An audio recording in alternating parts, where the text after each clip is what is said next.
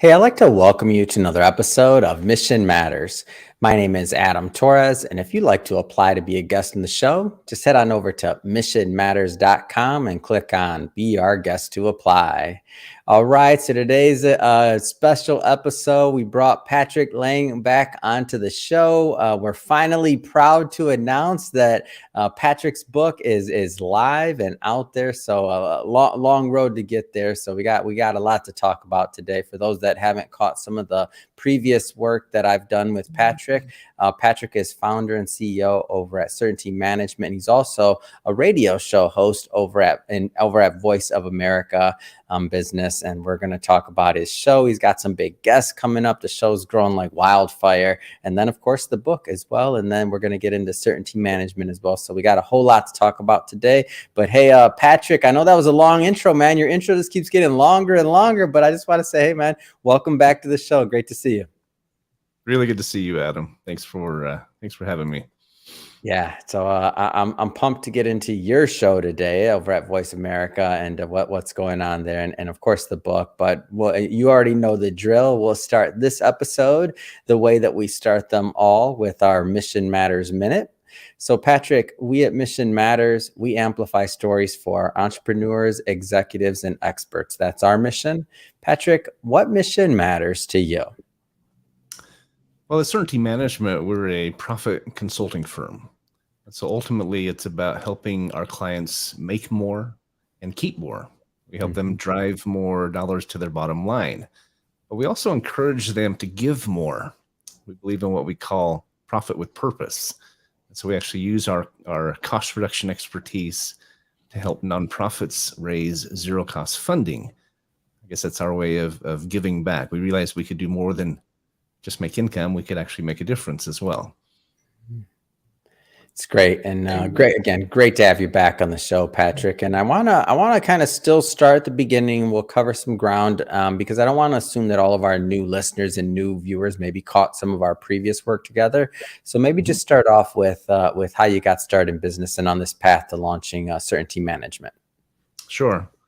So I think I was destined to be an entrepreneur. I grew up in a family business. My parents started a franchise with their best friends and started it in the garage and grew it to an office, and eventually a very large office in one of the top office buildings or skyscrapers in downtown Salt Lake City. They franchised it all over the country and even had franchisees overseas. And so I grew up with that. I saw them working hard. I heard a quote just the other day that said, an entrepreneur is the only person who will work 100 hours a week so they don't have to work 40 hours a week. And I love that. It's true. You pay the price, hopefully recoup the benefits. But I think we're a little bit of an odd mix, maybe, who want to go through that and work that hard and sacrifice and so forth. But it was in my DNA, I think, thanks to my parents, my grandparents, and so forth. Yeah. So I want to talk to maybe some of the entrepreneurs that are thinking about, as we go into 2023, tail end of the pandemic, everything's opening up. I mean, a lot of change, a lot of hope going into this new year. What are some of the things that you think that entrepreneurs out there should be thinking about and really should have their mind on as we head into 2023? I think if you're going to be successful as an entrepreneur, I mean, there's a lot of wannabe entrepreneurs, right? There's a lot of us who try it and fail. Unfortunately, the failure rate is really high when you start your own business. But I think you have to do three things. You have to, one, pick a lane or product, a service, a business that you're passionate about. If you love what you're doing, it doesn't even feel like work. I joke about 100 hours a week. I don't work 100 hours a week usually, but it doesn't feel like work if you're doing something you love. And so I think that's the first thing. Secondly, you've got to surround yourself with professionals who are better at what they do than you are. I'm a firm believer. I'm a firm believer in hiring professionals. That's why I didn't finish my own basement. I didn't put in my own sprinkling system. I don't do my own taxes. You have to surround yourself by not only professionals and experts, but mentors, because they can shorten your learning curve. At our company, we have an internal communication app that we built called Certainty Connect. And I tell everyone, if you have a question, put it in the app so everyone sees the question, Mm-hmm. one sees the answer. Unless it's something personal, right? But if it's a training question, put it Mm-hmm. out because it accelerates everyone's learning curve. And so that's it's kind of along the same lines of helping each other and growing. And then third, you have to be open to input. If you, it goes right in line with surrounding yourself with those who know more than you, who've been there before, because they can shorten your learning curve, but Mm-hmm. only if you'll listen, right? I've been a sales trainer for most of my life, sales manager, director of sales, and so forth. And one of the hardest things for salespeople to remember is that they have two ears and one mouth, and Mm-hmm.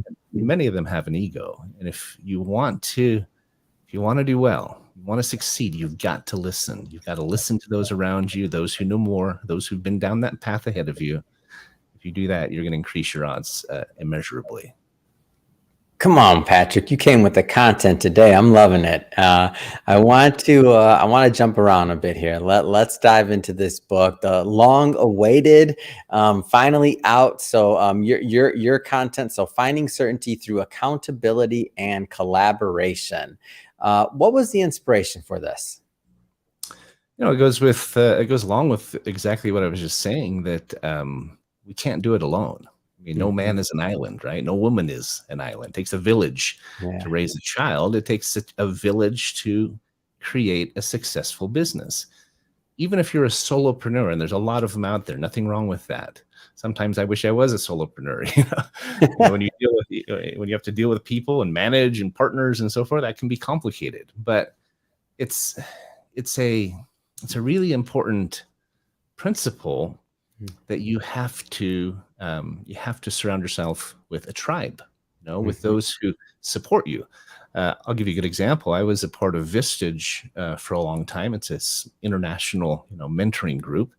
And what I loved about it was that I went once a month and met with other CEOs who were unbiased, and yet Mhm. they cared about my success. So they could give me unbiased feedback. They could tell me what I needed to hear, right? Yeah. And they had decades and decades of success, but they really helped me in getting better at what I did. Sometimes we're too close to it, right? And we're in the mix of it. We're in the trenches, and so having that feedback, that honest feedback, especially from those who mentors or coaches or whatever who are Mhm. unbiased but care, or they're being paid to help you, one of Yeah. the two. They hopefully they care as well, but Yeah. they can make a really great difference, an enormous difference, and can accelerate your learning curve and get you there faster. Why Mhm. make the same mistakes that others have made if you don't have to, Mhm. right? That's why we should be reading books from experts in the field. We should be, watching YouTube videos, going to Mhm. workshops, seminars, because they can accelerate our path. And that's a big piece of it. But if we don't listen to them, we're never going to get there. So one of the things that you talk about in the book is really modeling accountability as a way of life and really a life principle. So as we've been talking about it, and I've seen the success of your radio show and to see its growth, and I think about a lot of many others that have tried to do podcasts, YouTube channels, other things like that, and maybe they're just not consistent, or there's other things that keep them from continuing on. And when I think about like your writing and some of your philosophy on accountability and moving forward, to me it's inspiring, but also it's kind of like some of this stuff, it's not a secret, right? Like do what you say you're going to do, right? Like be Right. accountable. Like what is accountability meant in your life? You know, um, I've never claimed to have all the answers, Mhm. and I've had some really phenomenal mentors. I put a whole list of people I acknowledged in the book that I'm grateful to for the Yeah. lessons that I've learned from them. Some of the very best examples were some of the most talented, accomplished, wealthy people that I know. And yet they were also, in many cases, not always, but in many cases, and I would even say in most cases, they were also the most humble and teachable people I've met. Mhm. I'll give you one example. I worked for multimillionaire in Anchorage, Alaska, years ago. One of my first sales jobs. He owned an enormous petroleum company, and he also owned a little teeny advertising agency. And I went Yeah. to work for him at the ad agency, and he kind of joked with us that it was his creative outlet, but Mhm. financial genius, very wealthy, very successful, very respected. But Yeah. he was open to input, and he had an open door policy. He constantly told us, if you see anything you think I could be doing better, we could be doing better, I want to hear it. And that was a great lesson for me that I learned at a very young age. But Mhm. I always try to remember that. I don't do it perfectly, but that's a big piece of it. Like I said, having you Yeah. got two ears and one mouth. Too Mhm. often, especially as you grow in business, you get more successful. Maybe you start making money finally, and so far Mhm. the ego grows with it, right? And you think you know everything. Yeah. But if you remember that principle, I learned it. His name was Rocky Brew, and I learned a very valuable lesson from him that I've always tried to remember.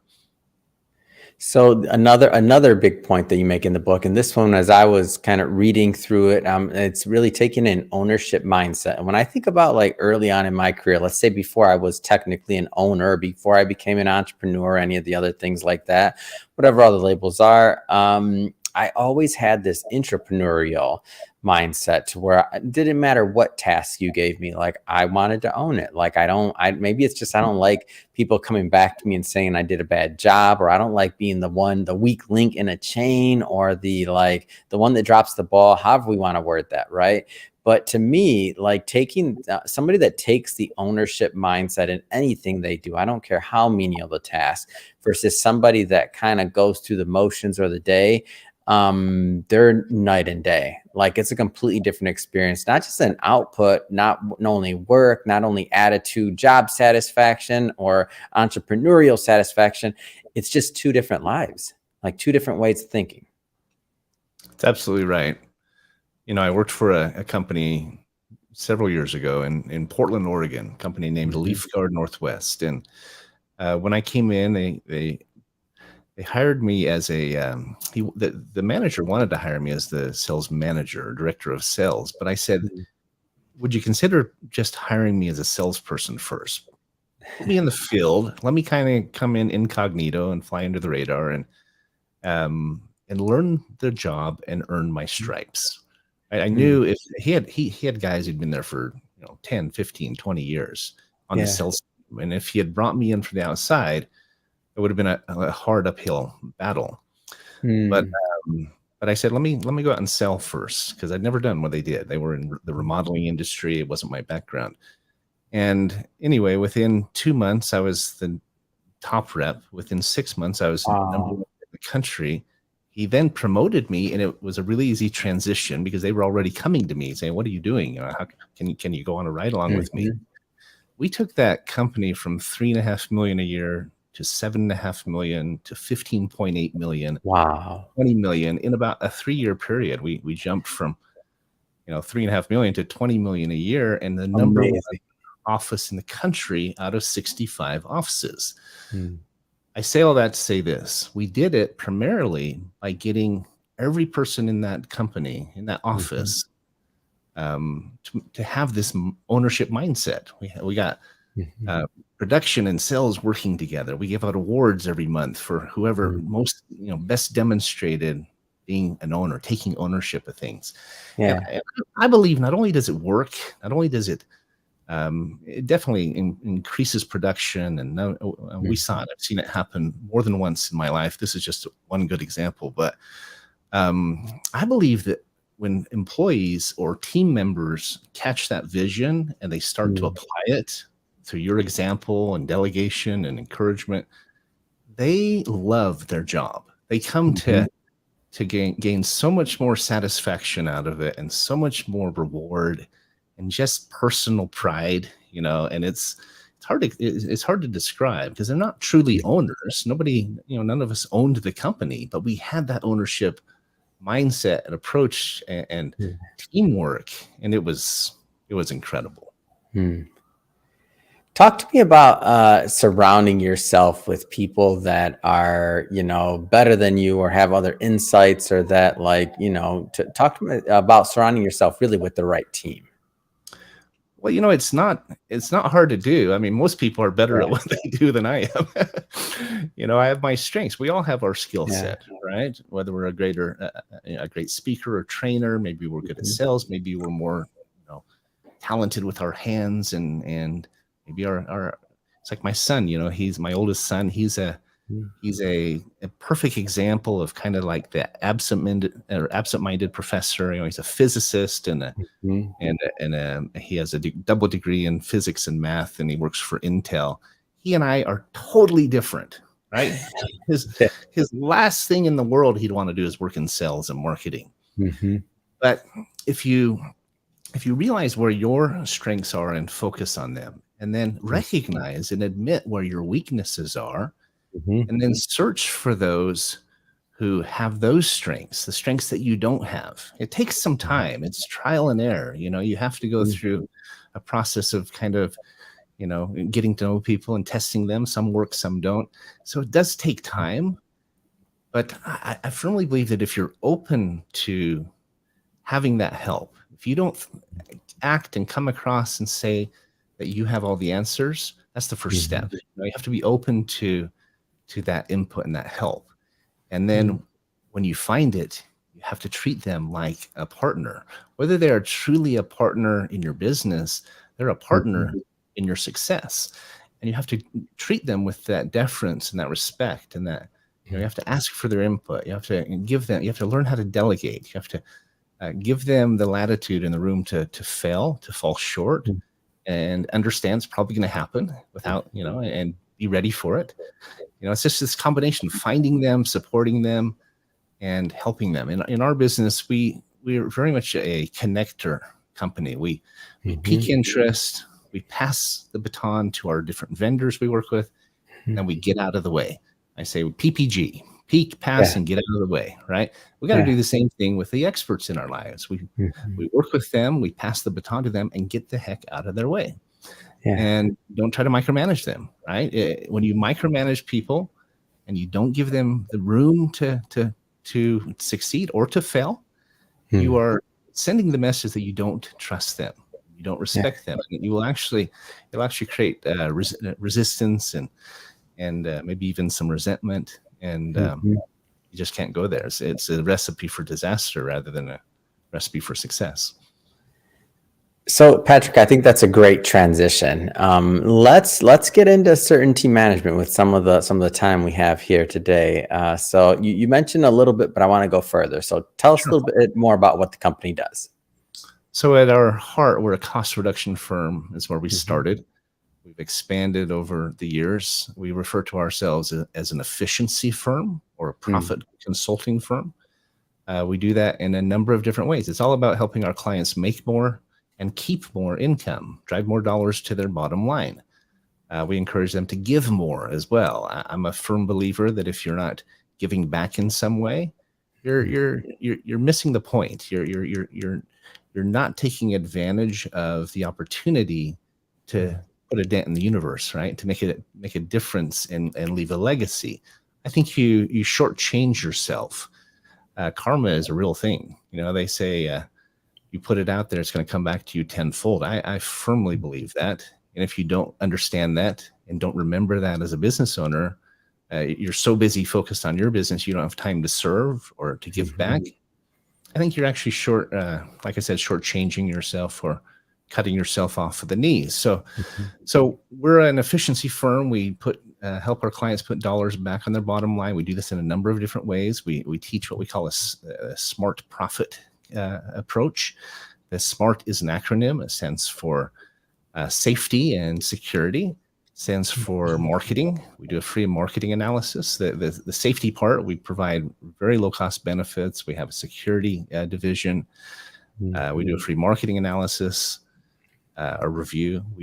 We analyze their costs. We look at, are they taking advantage of tax credits that are available to them, like the employee retention tax credit. We provide several different resources that can improve recruiting and retention for our Mhm. customers. Turnover is a killer. If you're not attracting people and keeping people, that's a problem. It's going to kill your profits. And then finally, the T stands for tools. There's several different tools. We're a lender as well, so we provide business credit, business financing, other technology tools, and so forth, all of which are designed to help them be more efficient and more profitable. As I said, we use all of that combined to help the nonprofits in our circle, to help them raise funding. We don't charge them anything for that service. We realized we could do more than just do business, but we could actually do some good in the process. And so I find it interesting that you've chosen to focus on and help the nonprofit segment and do it really in a unique way. Like how did that come about? I was sitting at a dinner in the top of the mountains in Utah, looking out over Salt Lake Valley, visiting with the development director of a nonprofit named Operation Underground Railroad. And I attribute it to him because we were talking to him about how we could lower his costs. And, if we can save you $200,000, that's as good as a donation of $200,000. And we thought that was pretty good. He said, I think you're scratching the surface of what you could do. He said, you could use what you're good at, go to the nonprofits, sure, help them save what you can using what you do. But imagine how much money you could raise for them if they referred you to their networks. You go do the work and you donate a portion of that back to them as well. And we do. Wow. We actually give 50% of any savings we provide, any revenue or any income we receive. We give 50% of it to the nonprofits that refer us to their clientele. It could be their donors or their board of directors, boosters, whoever. So this is a new program for us. I wish I could say we've been doing it for 10 years. We haven't. It's our baby. It's our baby that we're trying to get out of the crib. But but it's founded in principles that have been proven for years. I can go into any company especially a larger organization, for example, analyze their contract for their imaging contracts, their printer and copier leases. I can show them how to cut that in half. We save them 30 to 60% on average, just in that one area. It can be hundreds of thousands, if not millions of dollars in just one space, in one part of their business. You can make a very good income off of that. And we turn around and donate half of it back to the nonprofits. They can't believe it. And it's big. It's not Amazon Smile with 1 or 2% or 0.5%. It's a big deal. We tell the nonprofits that we can help them literally raise unlimited zero-cost funding, and we do it in several different ways. But it's probably the part of our business that I'm most excited about. Yeah, it's creating, there's just layers of wins there, because the nonprofit wins because obviously they get a portion of it. Certainty Management wins because obviously you get a portion of it. But then the businesses, you're finding lost money. So this money they were already like losing. So using your example, if you come in on a particular device, whether it's, copier services or whatever it is, and you're saving them, 30, 40, 50%, whatever the amount is, that's new money for them. Like that's money that's not going out as an expense. So now they have the win. So these are just layers of wins, right? Am I missing something? No, you're exactly right, Adam. We tell customers all the time that there are millions of dollars out there waiting to be found, waiting to be recovered. And we know how to go and get them their share. It's free money. In fact, we don't charge anything. We charge the nonprofits $0 for the help, but even the clients, we don't charge them anything up front or out of pocket. They don't have to switch vendors. They don't have to pay us a fee in advance. We do the work, we save them, whatever it is. They keep typically 70%. In some cases, it's a 50-50 split, depending on the product. But they don't have to pay anything until we get paid. Our biggest focus lately, because it's a temporary program, it's only going to last for a couple more years, but is the employee retention tax credit, where we can help any business with up to 500 employees, W-2 employees, to receive up to $26,000 per employee. It's a payroll tax refund. It's tied to the COVID CARES Act, and they pay nothing up front for it. They pay nothing out of pocket. We work on contingency. And you imagine even a small business with 10 employees, they could get $250,000 back because of the payroll tax refund, some healthcare expense Mhm. refunds, and some other things we do. And so that's a big focus right now. It's going to expire in the next couple of years. It's a Mhm. temporary program, but it's one more way we're helping businesses to recover funds that are theirs. They're sitting Yeah. there waiting for them. It's a one way for us to help nonprofits raise funding with funds that are free to them and free to us. Yeah. And we just use our expertise to do it. And it's extraordinary. Hmm.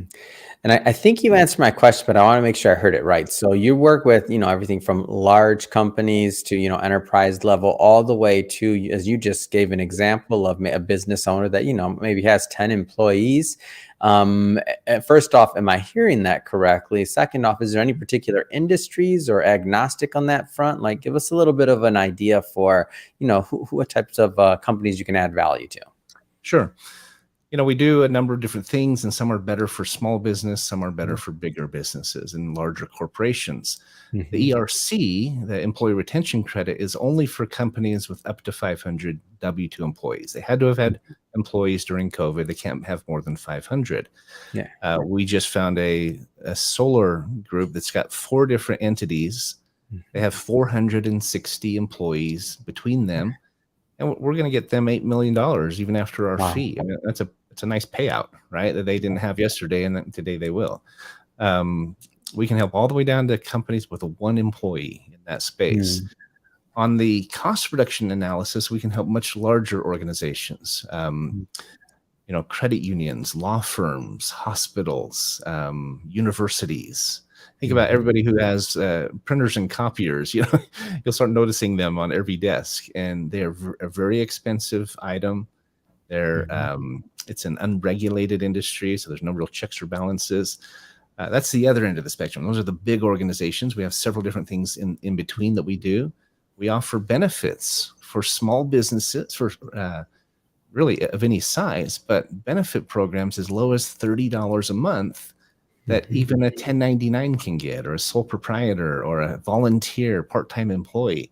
So we really cover the gamut. There's not necessarily a niche that, or a specific space we work in. It's all about putting dollars back in their pockets. And we do help smaller ones depending on the space. We have a wholesale travel Mhm. division that can work for large organizations and associations and so forth on the other end. But it's it's kind of a wide swath of business types that we can serve. Just depends on which service or product we're focusing on. So switching it up a bit here, Patrick, I also need to spend some time on your show. I mean, how many episodes are in? So your radio show on Voice America, how many episodes in are you at? So you and I, the last interview we did, I was just starting. I think it was the Yeah, I next week. remember. That's why I'm like, it's Our growing, first your show. episode. And so it's been about 6 months. I was invited to start a show on Voice America after being a guest on one, and they loved our model. They said, Mhm. "What would you talk about?" And I said, "I believe we need to focus on the fact that businesses need to evolve. They need to consider new relationships, new technologies, new approaches." That was the first Mhm. part. And the second is we need to work together. We need to link arms, look past our differences, and focus on what we have in common. And so Mhm. the show is called Finding Certainty. It's on Voice America Business, as you mentioned. And we're 24 episodes in. It's a weekly show every Friday at 9 a.m. I was recently told that it's actually one of the fastest shows on Voice America. If you go to voiceamerica.com, my picture is the first one. Our banner is right on Amazing. their main page. So I'm pretty happy about that. I'm having a blast. I mean, it's just an interview show. We have some big guests coming up, and you were actually one of the flagship guests, if you'll Come on. remember, several Oh years yeah, ago, no, I several months know. I'm ago. I'm excited, and I mean, I know you got it, and you care about the show, you care about the questions, the guests, you make them feel great, you create great content, ask thoughtful questions. So to me, I just know it's going to continue to be successful and continue to grow, and the audience is going to continue to grow larger than it already is. And it does not surprise me to hear that your banner and you're number one on the site right now in terms of like the promo, and that they're putting their horses behind you and putting that backing behind you in promo and otherwise, because you deserve it and you're out there working and you're also in the business community actually doing. So I feel like all of those things are a recipe for success. Over 24 episodes in, what's one of your favorite things about hosting a radio show? You know what? It's a lot of work because you have to find the guests, schedule them, confirm, prep them. You have to write the episode description and so forth, and then actually do the show. But I think my favorite thing is getting to know these guests and understand what really makes them tick, what's made them successful. There's different definitions of certainty. How do you find certainty in your life? And it's a pretty broad subject, I guess. But I love having a weekly opportunity to dig deep and pull back the layers of the artichoke to get to that heart of that artichoke. And these guests we've had are some of the best in the business at what they do. And so I'm learning a lot. I guess that's probably my favorite thing. But I remember when I first met with the general manager, was referred to him as a potential host. I asked him, do I have to be like Frank Hellring was the one that interviewed me first and recommended me to them. And he and I have become best friends, but we are total opposites, right? He's loud and outspoken, political, I'm total the other end of the spectrum. But Robert Cellino, who's the general manager of Voice America, he says, all you have to be is authentic. He says, be yourself. That's what we want. That's what the listener. I think that goes hand in hand with accountability. Be real with people. When you screw up, admit it. If you made a mistake, take responsibility. You will earn more respect from your colleagues and your employees and your partners if you admit when you're wrong than you ever will trying to pretend like trying to cover it up or pretend like you didn't. And so, just be real, be authentic, be honest. It goes a long ways. Even when someone else is ragging on another person or gossiping, one of the best advices I ever heard was to turn to that person and say, you should go talk to them about it. That's what I do. And you'll learn, you gain mad success or mad respect when you do that. And am I correct in hearing, did a little birdie tell me that you're also hosting another show now? Am I off on that? Or like, I think you got another one going. I'm like, come on, I can't keep up with you and all the content you got going out. I know. I wish we had I wish we were better at social media. We have never really done much with social media because most of our business is word of mouth. We've never really needed to market it. But there are definitely ripple effects. And, I attribute a lot of it to you, Adam. I mean, I was invited to be a part of Mission Matters Volume 8. The radio show happened right after that. I was invited to be on one of the top podcasts in the world, top 1% podcast done by the Strategic Advisor Board Group. And I had them on my show shortly thereafter. And then they invited me to be a part of a daily YouTube channel that they have. It's running 24/7. It's a live YouTube channel. And they said, they asked for volunteer. They basically asked if I would be willing to commit to a year of daily videos. Wow. And it's not an interview. It's just a video of me talking. I share insights into my life, our story, our business, my time in the military, failures, successes, and so forth. But I've done, I think, 55 episodes now of that. And we're only, 10 weeks into it. So it's 5 days a week. And it seems to be well received. And I'm enjoying it. I mean, I love speaking. I enjoy public speaking and so forth. But I attribute a lot of that to you because you were one of the first pebbles in the pond that started those ripple effects and started getting our story out a little bit better as you guys do so well. Well, hey, I appreciate the acknowledgement, but you took any little inspiration we gave and you ran with it, man. I'm talking about a second show coming out, and I'm like, or already out, and you've done quite a few episodes there. What's the format of that one? I'm curious. Is it live? Is it recorded then released? Like, what's the show length? Like, I haven't had a chance to check that one out yet. Yeah, I'll send you the link to it. Yeah.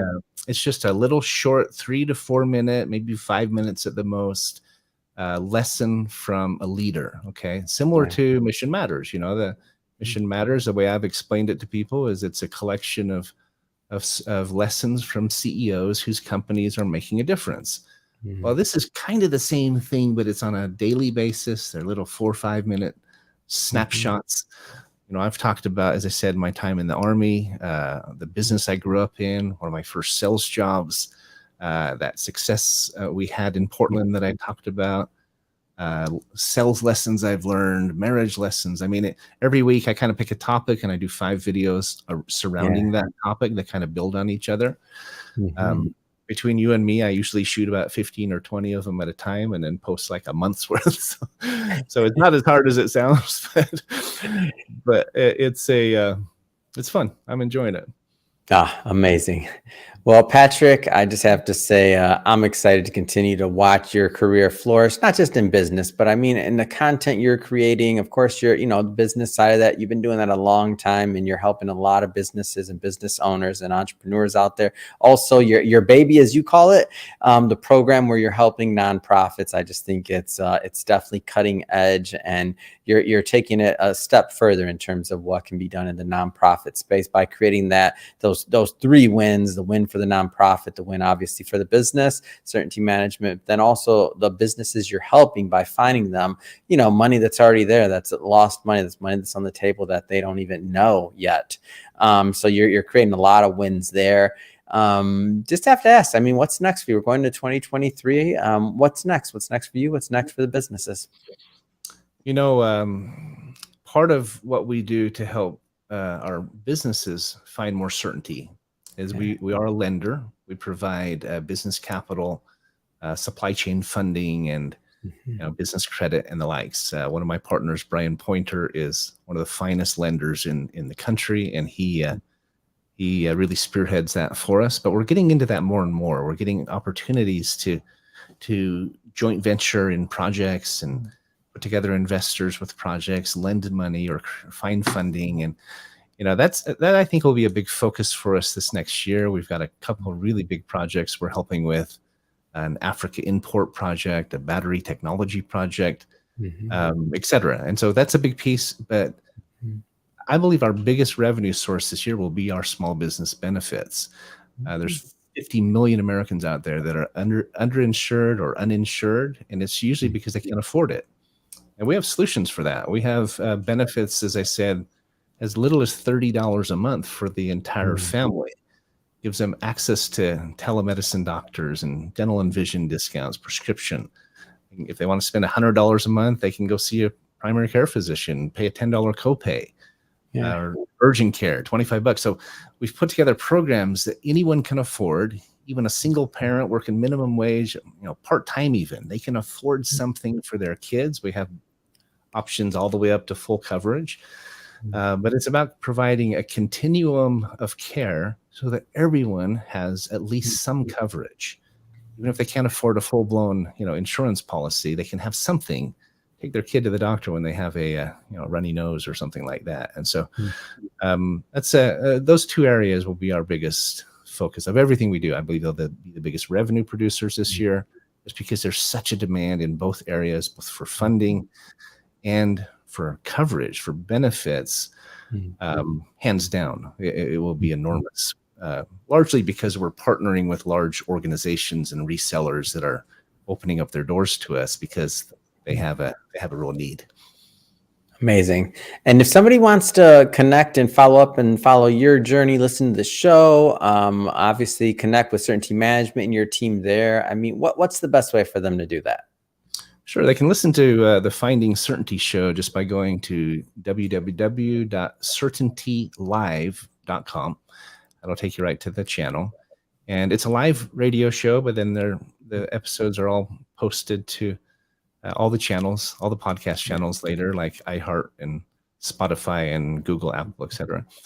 You can find us on the web at certaintyteam.com, or you can just text the word certainty to 26786, and we'll send you some information about what we do.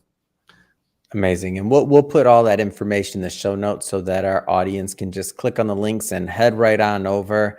And speaking of the audience, if this is your first time listening to a Mission Matters episode or engaging with the platform, we're all about bringing on business owners, entrepreneurs, and executives and experts and having them share their mission, the reason behind their mission, really why they do what they do, and how they're making a difference in the marketplace.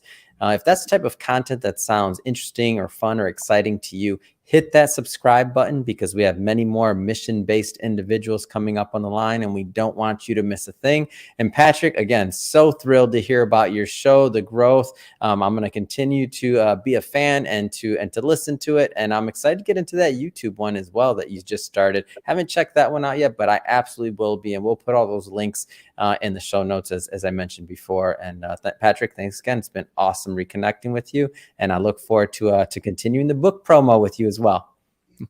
Always a pleasure, Adam. You're a great example to me of someone who's doing it right. And we're just trying to keep up with you, man. So thanks for having me again. And always a pleasure.